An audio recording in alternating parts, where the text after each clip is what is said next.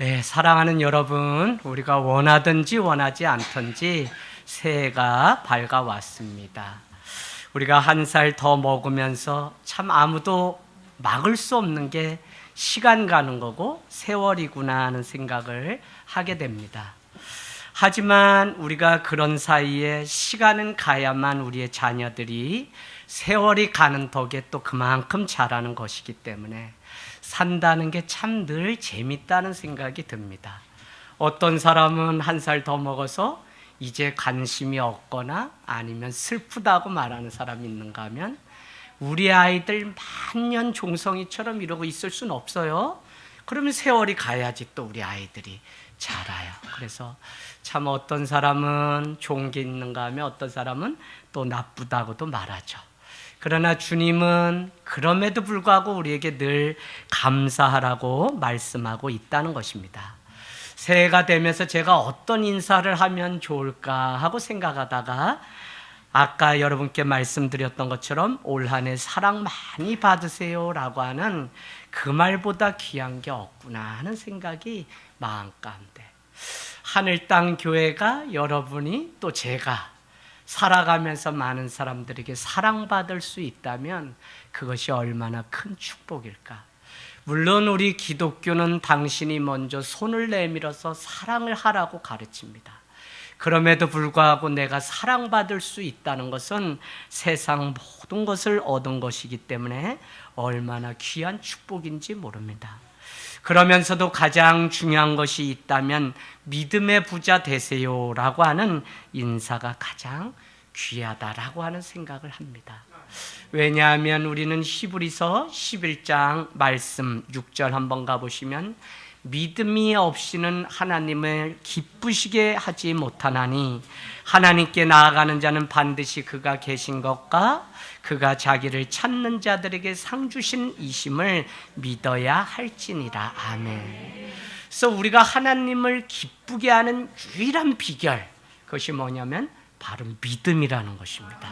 믿음이 없이는 하나님을 기쁘게 못한다는 거예요. 그래서 그가 우리와 함께 계신 것과 그를 찾는 자에게 상 주시는 분이심을 두 가지를 믿는 자가 하나님을 기쁘게 한다는 것입니다. 2022년 여러분 믿음의 부자가 되기를 원합니다. 그런 면에서 오늘 우리가 읽은 말씀도 믿음에 관한 말씀입니다. 우리는 흔히 세상을 살아가면서 이렇게 얘기합니다. 믿음을 강조한 나머지 우리의 믿음대로 되리라 라고 말을 합니다. 그러나 이 말 안에는 얼마나 많은 착각이 숨어 있는지 모른다는 것입니다. 심지어는 성경은 너희 믿음대로 되리라 라고 우리에게 기록해 놓았습니다. 저도 여러분께 새벽 때 여러분 마음껏 꿈꾸십시오. 여러분이 꿈꾼 대로 다 이루어집니다 라고 그렇게 축복의 말씀을 드리면 얼마나 좋을까요? 그러나 그렇지 않고 이렇게 말을 하는 것은 천만의 말씀이라는 것입니다. 그렇게 되면 결코 안 되는 것이 믿음입니다. 이 말씀을 우리의 믿음대로 되리라 라고 우리는 오해하고 기도하기 때문에 우리 삶 가운데 변질이 찾아오는 것을 보게 됩니다. 우리의 믿음이 어떠하든지 우리가 더 잘 알고 있으니까 내 믿음의 모양이 어떤지를 나보다 더 잘 아는 사람이 없는 것을 보면 반드시 내 집, 내 자식이 잘 돼야 되는 믿음, 꼭 우리 편이 이겨야 되는 믿음, 우리 교회만이 구원을 얻어야 되는 믿음, 이러한 믿음이라면 이루어진다고 하면 얼마나 문제가 될까요? 그래서 저는 오늘 짧은 말씀 구절을 택했지만 정말 믿음이 무엇인지에 대해서 다시 한번 상고해 보려고 오늘 이 말씀을 나눕니다. 29절. 너희 믿음대로 되리라가 아니라는 것이죠. 너희 믿음대로 되라라는 것입니다. 제가 NIV 버전에 보니까 according to your faith let it be done to you 이렇게 되어 있습니다. 너의 믿음의 기초에서 너의 믿음에 따라서 너가 무엇을 하든지 그대로 된다라고 하는 것인데, 기초는 무엇이냐면 믿음이기 때문에 이 믿음이 잘못되면 우리도 착각과 기복신앙 가운데 평생을 쌓아 올리는데 비바람이 불면 이 믿음이 어느 날 다 집이 무너지는 것처럼 무너지기 때문에 저는 우리가 그동안 가지고 있던 신앙과 이 믿음에 대한 개념들을 다시 한번 오늘 새 벽두에 좀 짚어보려고 하는 것입니다. 여러분, 되리라는 것은 미래형이 아니라 되어라라고 하는 명령형으로 오늘 이 말씀은 기록되어 있습니다. 이 차이는 무진장 큽니다. 미래의 가능성으로 오늘 될 것이다 라고 오늘 주님이 하셨다면 거기 안에는 우리가 소원하는 바를 슬쩍 얹어 놓으려고 하는 인간의 욕심이 생기게 됩니다. 어떻게 여러분이 이 말씀 지금 이해하시는지 모르는데, 미래에 일어날 것이다. 물론 믿음은 일어날 것에 대한 이야기지만 그것을 실상 내 앞에 펼쳐진 것처럼 현재 지금 믿는 것이 믿음이라는 요지를 오늘 말씀드리려고 하는 것입니다. 그래서 여러분, 될 것이다가 아니라 되라입니다. 되라. 그래서 여러분, 우리는 또 현재의 명령이라면 지금 우리가 어떻게 택하든지 지금 결단해야 되고 지금 주님의 요구 앞에 우리는 선택을 해야 되는 숙제를 안게 되는 것이 믿음이라고요. 그런데 우리는 막연히 올해 20가지의 기도 제목 적어놓으면 될 것이다 라고 믿기 때문에 우리의 욕심과 우리의 생각이 그 안에 전부. 그래서 여러분이 올해 말씀 카드를 벌써 한 60여 명 헌금함에 적어서 놓으시면 목회팀이 이와 같이 벌써 기도하고 하나로 취합해서 나눠서 이제 기도를 1년 동안 할 것입니다. 그런데 여러분이 이 기도 제목 적으면서 무엇보다도 좀 고민해야 되는 게, 외적으로 집 몇 평, 뭐 무슨 대학 이런 거 물론 중요합니다. 그러나 여러분이 현재 내가 어떤 믿음의 사람으로 살기를 원하는지, 나의 정체성과 관련된 신앙, 내 직분, 내가 그리스도인으로 어떻게 살아야 되는지에 대한 조금 더 성숙한 기도 제목을 주님 앞에 드리기를 원합니다. 여러분, 우리가 우상을 섬기는 일도, 기복신앙에 빠지는 이유도 믿음에 대한 오해가 크기 때문에 생기는 것입니다. 어떤 분들이 흔히 말하기를 그저 믿음 하나면 다 되는 것으로 알고 아무거나 다 믿고 믿음대로 될 것이라고 믿는데, 여기 안에 큰 오해와 함께 우리를 자칭 사기꾼으로, 아니면 우리가 바라고 1년 내내 쌓아 올리는 것이 어떻게 해요? 하늘나라에서 잡동사니 취급당하는 일이 될 수 있다는 것입니다.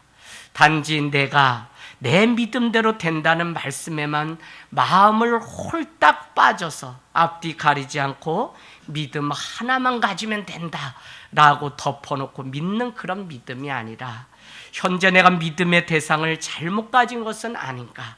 믿음의 대상을 잘못 가지게 되면 우리는 우상을 섬기게 됩니다.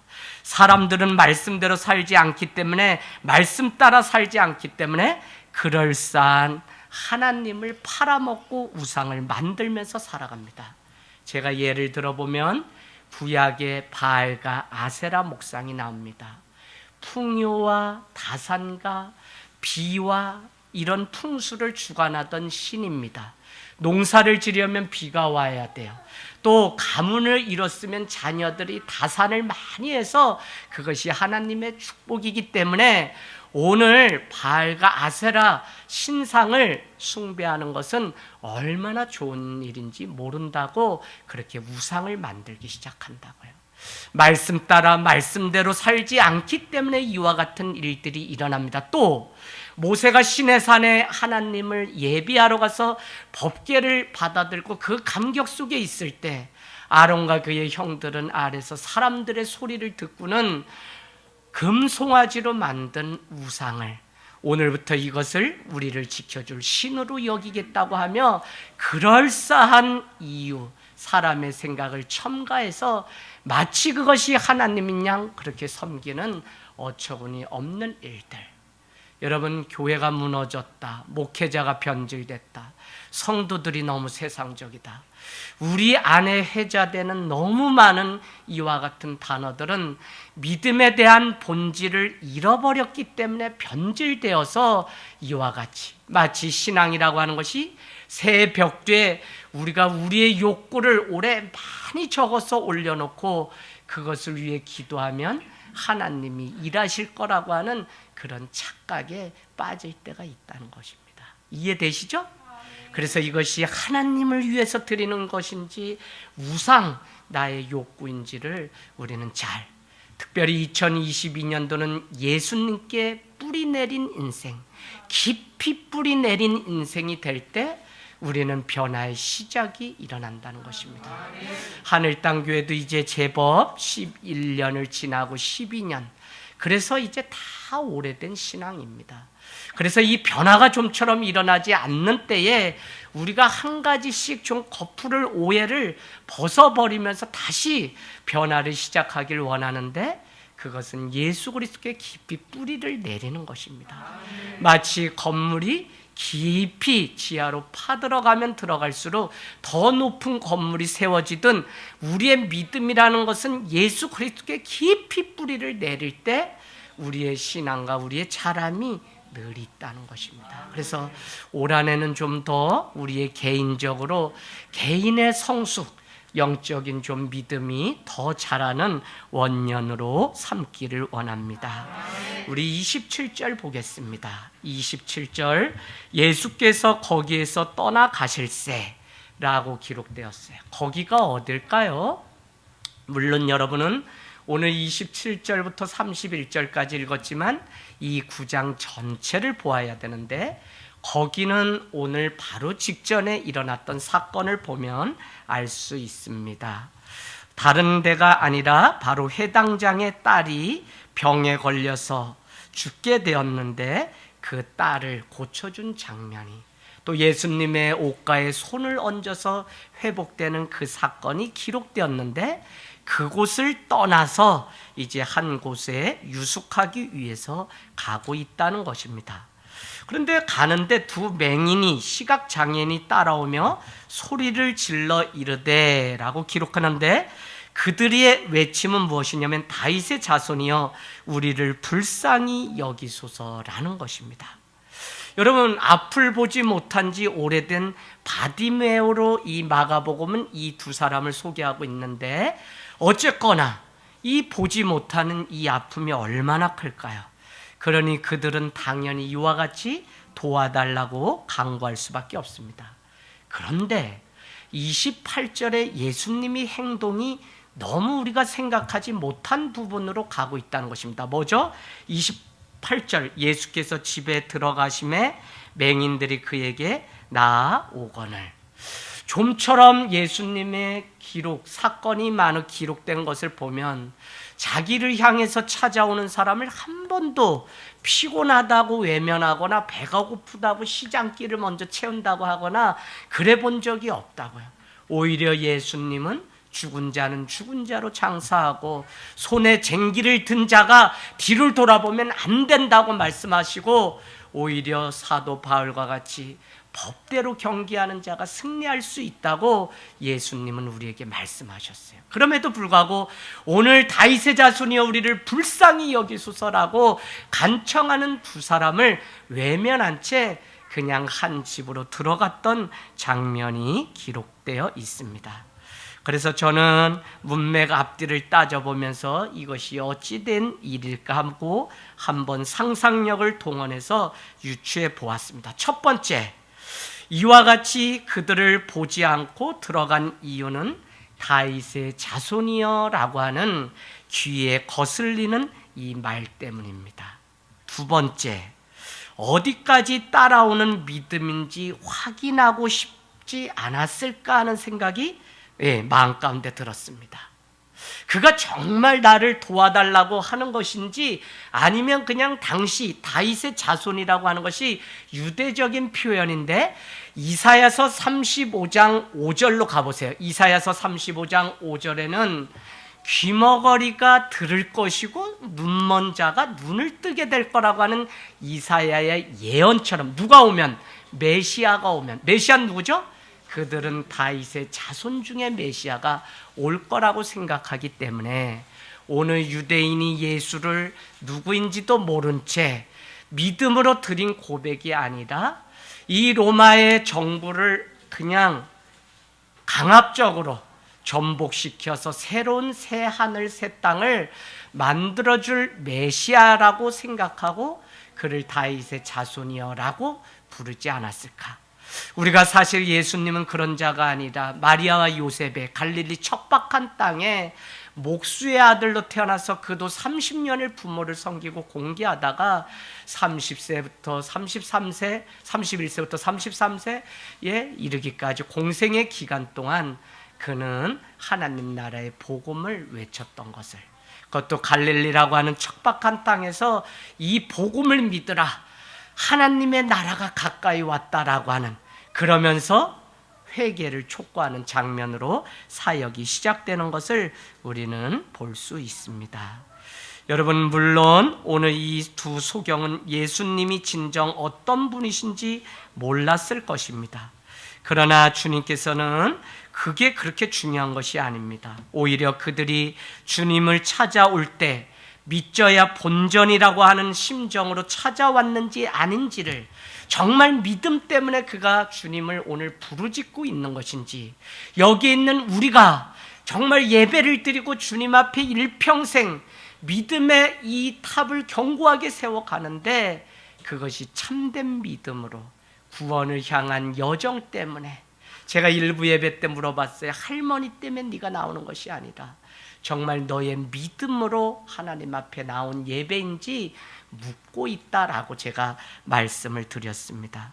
그 여부를 예수님이 아시고자 오늘 이와 같이 그에게 외면한 채 그냥 자기의 길로 가시면서 오히려 더 정확하게 그에게 묻고 있다는 것입니다. 28절 가겠습니다. 묻습니다. 28절. 그 숙소로 따라오니까 이렇게 묻죠. 내가 능히 이 일을 할 줄로 믿느냐라고 다시 한번 물었다는 것입니다. 여러분, 이 말 안에는 내가 정말로 너의 눈을 뜨게 해줄 사람으로 믿느냐?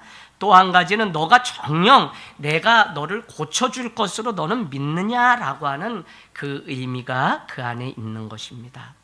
가차없이 즉답을 하는데 그는 내 주님 그러하웨이다 라고 두 소경은 대답을 합니다. 간절하게 바라는 절실했던 그 모습이 그들에게 드러나고 있습니다. 그럼에도 불구하고 예수님은 예수가 누구인지 알기 전에 그의 능력과 그가 고치시는 재주가 있다고 하는 이 소문을 익히 들어서 그가 왔다고 생각한 나머지 너가 오늘 이 모든 일을 내가 해줄 줄로 믿느냐고 다시 묻고 있는 것을 우리는 볼 수 있어요. 믿음이 무엇일까요? 믿음이.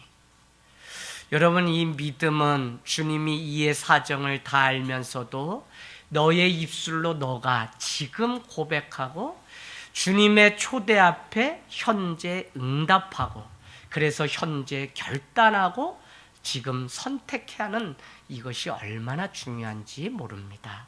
그래서 여러분, 믿음은 정말 장차 일어날 일을 오늘 믿는 이것이 얼마나 중요한지. 왜 제가 이 말씀을 드리냐면 과거에 대한 신앙 고백을 우리는 참 많이 합니다.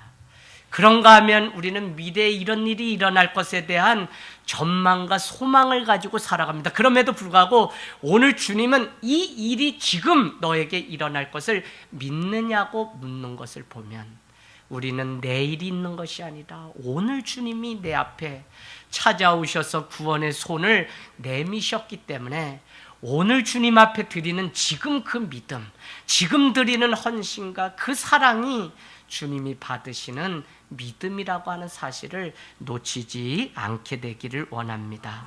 여러분, 오늘 다 힘들죠. 괴롭죠. 어렵죠. 코로나죠. 그래도 지금 하나님께서 받으시는 그 믿음을 우리는 각자의 모양대로 드려야 한다고 하는 사실입니다. 그때 주님은 그의 눈을 만지시고 눈이 밝아졌죠. 왜냐하면 예수 그리스도는 빛이시기 때문에 그렇습니다.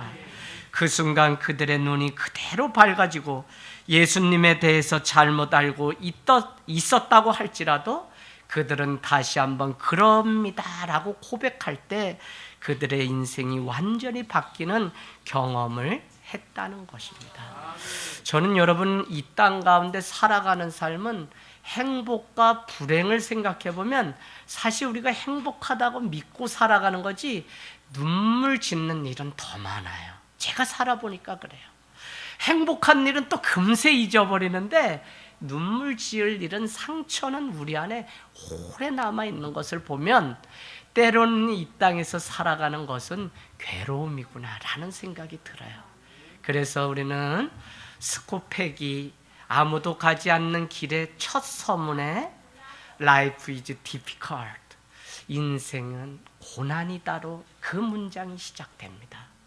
여러분, 우리가 이 땅 가운데서 행복하려고, 물론 저는 땅에서도 하늘을 품고 살고 여기서 하나님의 천국 백성으로 더 적극적으로 살아가자고 말씀드립니다. 그럼에도 불구하고 자녀의 어떤 모습, 또 남편의 어떤 모습, 뭐 때문에 눈물 짓고 또 어떤 때는 기뻐하는 것이 우리의 모습입니다. 믿음으로 기도하지만 때로는 우리에게도 정말 믿음으로 기도한 것이 맞는지, 오늘 집사님이 믿음으로 선포하며 시작했는데 끝이 흐지부지해지는 것처럼 정말 우리가 믿음으로 이것을 재차 주님 앞에 그 응답과 현재도, 아니 내일도 지금 현재처럼 드리는 그 믿음의 고백을 가지고 주님의 요구 앞에 응답하는 믿음인지 우리는 봐야 된다는 것입니다. 여러분, 사실 우리가 기도하지만 그것이 응답되기까지는 얼마나 많은 눈물과 싸움이 있는지 모릅니다.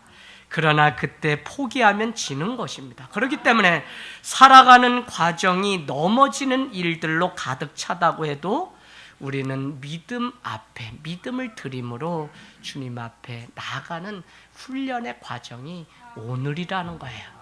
그래서 여러분, 현재 드리는 그 믿음 앞에 날마다 서기를 원합니다. 오늘 저는 유의해야 될 것이 두 가지가 있는데 그 첫 번째 한 가지는 제가 믿음을 이렇게 좀 도식해 봤습니다. 하나는 예수님이 눈을 고쳐주시는데 그들의 눈을 만지시는 예수님의 사랑이 있는가 하면 그것에 주님이 말씀하신 대로 되어질 것을 믿는 순종의 믿음이 합쳐질 때 거기에 기적이 일어난다고요.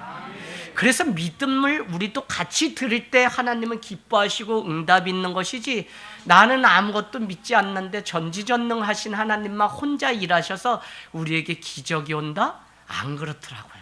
설령 우리가 그렇게 얻은 것이라면 그것이 우리의 인생을 무너뜨리는 때가 옵니다. 쉽게 먹은 떡이 쉽게 상하고 쉽게 우리를 얹히게 하는 거야.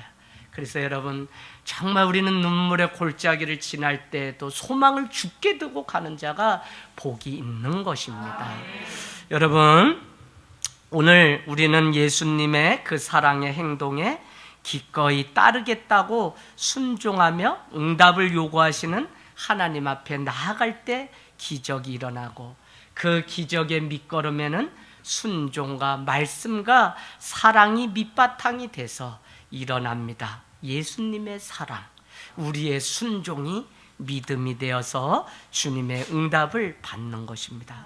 그런 면에서 여러분, 올해 기도 제목 이렇게 적으시면서 내가 주님 앞에 드려야 될 믿음이 무엇인지 다시 한번 점검해 보기를 원합니다. 우리를 구원해 주시기 위해 먼저 우리를 찾아오셨지만 그것이 사랑의 동작이죠. 우리가 그 사랑에 대한 반응을 보이지 않는 믿음의 행위가 없다면 구원의 역사는 거기까지일 것입니다. 여러분, 그래서 주님은 말씀을 통해서 오늘 너희 믿음대로 되라라고 우리에게 명령하시고 간곡히 부탁하셨는데, 이것은 미래가 아니라 현재 지금 그렇게 되라고 우리에게 말씀하고 있다는 것입니다. 전지전능하신 하나님은 믿음을 드리길 원하십니다. 그래서 다시 묻습니다. 28절, 내가 능히 이 일을 너에게 할 줄로 믿느냐? 아멘. 2022년 새해에 우리에게 묻습니다. 내가 능히 이 일을 할 줄을 믿느냐? 여러분, 이 믿음이, 고백이 우리에게 함께 있을 때 주의 말씀이 우리 가운데 역사하는 능력이 있을 줄로 믿습니다. 또 한 가지는 무엇이냐면, 제가 지금까지 계속 말씀드렸던 것처럼 믿음은 현재 들려오는 소리로 받아들여져야 한다는 것입니다. 비록 우리는 2022년 전에 있었던 이 사건을 오늘 대하지만 이 말씀이 과거의 사건이 아니라 오늘 지금 나에게 주시는 이 순간의 사건임을 우리는 놓치지 말아야 됩니다. 장차 이렇게 되리라고 오늘 미래로 여기지 마십시오. 우리는 이렇게 살아가며 곧잘 오해를 하는 것이 있는데, 믿음은 과거의 고백이나 미래의 약속으로만 알고 현재의 결단을 회피하려고 해요. 그래서 우리가 믿음이 좋다라고 하는 것이 현재적 내가 땅을 딛고 살아가는 이 땅에서의 삶을 자꾸 망각하게 되면 우리는 세상에 소망이 되지 않아요. 엄마 왜 열방의 엄마로 불렀죠? 자식 새끼, 부모 다 우리가 밥을 하고 빨래하고 다, 물론 같이 하지만 남편은요, 가방 메고 일 가야죠. 그게 아들은, 자녀는 내 열심히 공부해야 됩니다. 이게 뭐라고요? 뭐라 그랬어요? 성령 충만. 여러분 써놓으세요. 성령이라고 하는 두나미스는 두 가지의 뜻이 있다 그랬죠? 하나는 다이나마이트, 다 성령입니다. 헬라어 다이나마이트. 다이나마이트는 어떻게 해요? 그냥 어느 날 막 가방 다 때려치우고 저기 어디요? 신학대학원 가가지고 이젠 주의 종으로 살겠습니다 하고 삶을 완전히 바꾸는 거, 폭발하는 거잖아요. 다이나마이트가 성령이란 뜻이에요.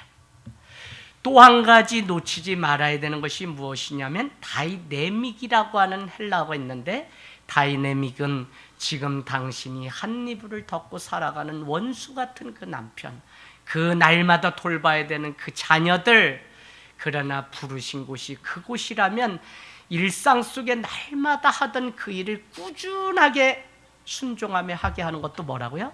성령이라는, 성령 충만. 그래서 여러분 어려운 거예요. 그래서 우리는 믿음으로 자꾸 생각해보면 어느 날 남편은 왜 이렇게 밥만 먹는 삼식이가 되었나 막 이렇게 우리가 원망하는데, 그러지 마세요. 그러지 마세요. 그거 물론 어려운지 알아요. 어려운지 알아요. 그러나 주님이 현재 당신이 살아가는 그 삶이 천국이 되기를 우리에게 원하시기 때문에 우리는 현재적 삶을 자꾸 회피하면 안 된다고요. 그게 어디에 기록되어 있냐면 요한계시록에 기록되어 있습니다. 요한계시록, 사도 요한이 밤모섬에 유배를 갔는데, 믿음 때문에 유배를 갔는데 하나님이 환상을 보여주시는데 그 내용인 즉슨 무엇이냐면, 이 땅은 고통과 눈물이기 때문에 빨리 죽어서 천국에 가야지, 이런 믿음을 요구하는 것이 아니라 현재를 살아가는 그리스도인들이 정말 세상 가운데 이런 공동체도 있구나라는 대안 공동체가 될 것을 우리에게 요구해요. 다 무너졌어요. 교회마저 무너지면 이제 끝이라고요. 아시겠어요? 그래서 대한 공동체, 더 중요한 거, 새 속에 물들지 않는 대한 공동체로 현재를 살아내기를 우리에게 요구하는 것이 이 요한계시록이지, 죽은 후에 새 하늘 새 땅만 가면 된다, 그러면 장땡이다, 이렇게 얘기하는 게 아니기 때문에 여러분, 저도 그러고 여러분도 2022년 새 날이 밝았는데 누가 뭘 해주는 것도 아니고 여전히 우리는 부엌으로 돌아가고 빨래 돌려야 돼요. 그게 무슨 이야기냐면 현재를 살아내야만 구원으로 갈 수 있다라고 하는 놀라운 진리가 그 안에 있다는 것입니다. 주님은 과거도 미래도 아닌 지금 주님 앞에 보여드릴 믿음을 요구하고 있습니다. 내가 처한 상황이 괴로움이고 눈물 많을지라도 그럼에도 불구하고 내가 능히 이 일을 할 줄로 믿느냐라고 물었다는 것은 뭐라고요? 너의 믿음의 의지를 드리라고 하는, 다시 한번 우리에게 요구하는 거예요. 그래서 여러분 그냥 하나님께 기도가 아니라 내 의지와 내 믿음을 하나님께 드릴 때 주님은 그곳에 놀라운 능력을 보여주실 줄로 믿습니다. 눈이 보이지 않아서 아무것도 할 수 없는 상황이 계속되었다고 하더라도 불가능이 있기 때문에, 아니 우리가 살아가 보니까 우리 인생에 한계가 있기 때문에 주님은 현재 우리에게 요구하는 것이 뭐냐면 믿음이라는 것입니다. 내가 능히 너의 눈을 뜨게 해줄 줄로 믿느냐라고 할 때 아멘이라고 하는 그 믿음이 우리에게 요구되는 것입니다. 본래 신앙은 무엇이냐? 삶의 현장 가운데 시시때때로 하나님이 나를 사랑하셔서 오늘 이 엄청난 사실을 믿고 깨닫고 그 사실 하나만으로 감격하고 이것을 이웃에게 나눠서 감동이 되게 하고 그곳에 하나님이 찾아오셔서 감복하시는 삼중 감동의 신앙을 우리에게 요구하고 있습니다.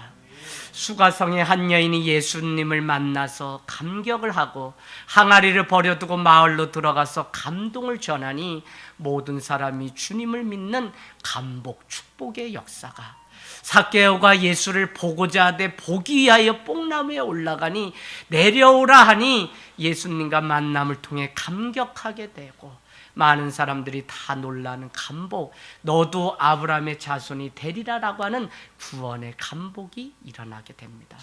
밤새도록 그물을 던졌지만 애운 것이 하나도 없습니다. 주의 말씀에 의지하여 깊은 곳에 그물을 내리니 밤에 애운 것이 힘이 많아 그물이 찢어지는 축복을 받게 되었을 때 손짓하여 동물들을 와서 도와달라 하니 그들이 보고 와서 다 놀라. 내가 하나님의 말씀에 의지하여 먼저 하나님이 일하심을 감격하게 되니까 혼자 견딜 수 없어 사람들을 초대하니 그것을 본 사람들이 감동을 받게 되고 그 가운데 하나님을 축복하시는데 그는 그물을 버려두고 배를 버려두고 예수를 따르는 주님의 제자가 되었다는 거예요. 사복음서는 이 삼중 감동으로 다 이루어져 있습니다. 여러분 전도 어렵지 않아요. 올해는 여러분이 결단코 한 영혼 주님 앞에 결단하세요. 어젯밤에 우리 용연이가 친구가 교회로 온다는데 아빠 우리 교단이 뭐야? 그래요. 그래서 뭐 아들들이 무슨 교단이 어디고 뭐 이런 거 아마 저기 하나님의 교회만 아니면 우리 아들은 다 같은 교회인지 알 거야. 그래서 왜 그러냐 했는데 문자를 보여주는데 친구가 나는 신학자가 되고 싶은데 우리 교회 갈 수 없기 때문에 너희 교회 가고 싶다. 너희 교회 이름 뭐냐?